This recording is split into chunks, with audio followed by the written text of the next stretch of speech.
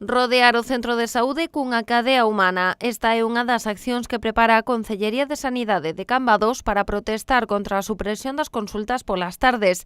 A cita será o vindeiro sábado ao mediodía. Estamos xa a preparar unha concentración en forma de cadea humana como acto simbólico para protexer o centro de saúde dos ataques dos Sergas, non? Será un dos actos centrais, pero non o único. O Concello tamén porá cartaces no propio centro de saúde e iniciará a recollida de sinaturas contra os recortes dos Sergas. Ademais, Somos Cambados presentou unha moción contra o peche que se debaterá no pleno de decembro. A verdade é que xa para o anterior pleno tiñamos unha moción preparada polo peche do servizo de pediatría de tarde.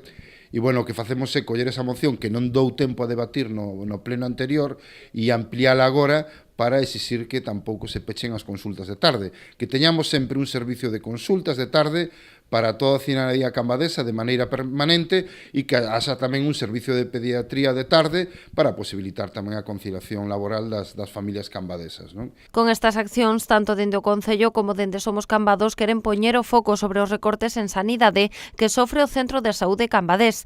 Tamén alertan da posibilidade de que rematen por converterse en algo permanente. Pero, bueno, isto xa ocurriu no verán durante varios meses e está ocurrindo moi a miúdo, non? E nós o que vemos é que isto é unha tendencia para, eventualmente, supoño que o Sergas pois estará sopesando eliminar as consultas de tarde, como xa se eliminaron as de pediatrías, pois, bueno, pois, polos motivos que eles argumenten que, a fin de contas, supoñe un bo aforro de cartos.